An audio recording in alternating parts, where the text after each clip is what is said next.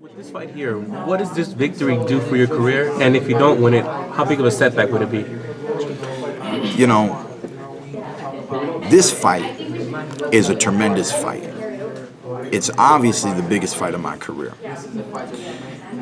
Shawn Porter being ex-world champion, but his win over Adrian Broner, you know, he's shown that he is one of the best welterweights in the world.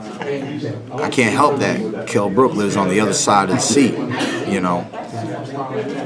Shawn Porter, every single time you see Shawn fight, man, he gives it his all. He comes to win. He's not coming to lose. He's not coming to back down.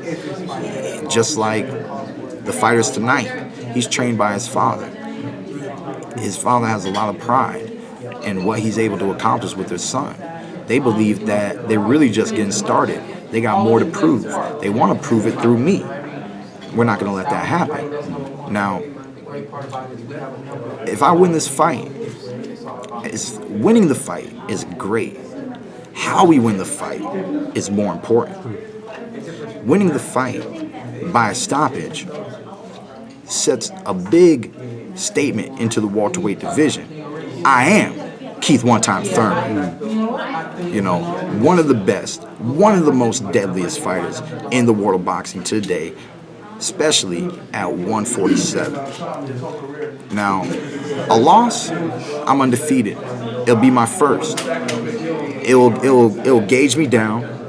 It'll put out the fire of the one-time hype of, is one time the man to take over the division now that Floyd Mayweather's not here no more. I've shown that I can fight with a hematoma. I can take a body shot. If you don't understand that I am one of the toughest in the division, you know, then I guess that's another reason why you should watch the fight come March 12th. What's the keys to you feel, is the timing right for this fight for you? I mean, there are people that believe that it should marinate for a while. Do you think it's right? It just marinated for a while, if you ask me. It could have happened last year. Now it's happening this year, you know? I mean, it could have happened a few years ago when I first asked for the fight. I first asked for the fight when Shawn Porter was the the IBF champion, and I was not a champion.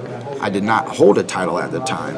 I simply wanted to fight Shawn Porter because I knew the potential of the matchup, and I wanted a title. I wanted to fight anybody that was willing to fight. At the time, they didn't want to fight. So they know that we've wanted this fight for a long time. It has marinated long enough. If it's a good enough fight, who knows? You might get a rematch. It doesn't have to happen right away, and we can marinate on that one. One more question, we're going to switch. But is it safe to say that Porter is a level above them and he might be the best opponent you face at this point in your career? You know, I never consider anybody the best opponent of my career until they show me what they got in the ring. There is no evidence until there's evidence. What are the keys to your victory over Shawn Porter? As many keys as I want to pull out. You know what I'm saying? We got lots of keys that we can use come that night. So one of the keys is to definitely, the real key is training camp. The way preparation is the real key. And we're going to go home and we're going to be well prepped for this fight. In the preparation, you know, I don't want to let Shawn Porter outwork me. We believe that that's one of his go-to strategies, one of his keys to victory. So acknowledging his key to victory and then working around that. It'd be very impressive if Team Porter decided we came to outbox Thurman. That's exactly what we came to do. We're going to dance, move, and dance, and outbox him. That'd be very interesting. I don't see that happening. So my key is to stay on the outside, pick my punches wisely, use my defense, whether that means blocking and countering or simply evading and moving and countering. People know that I can throw my counter punches from all sorts of angles. There might be times where he's pressing me. I might have to work off the ropes. In the later rounds with Robert Guerrero, I showed a few combinations working off of the ropes. So, you know, I'm just going to be open-minded because at this stage, what I realized, the best thing to do is to not have expectations on how a fighter is going to perform, but be ready to put on your best performance. And that means if I need a dance, I'm a dance. If I need to take it to him, I'm going to take it to him.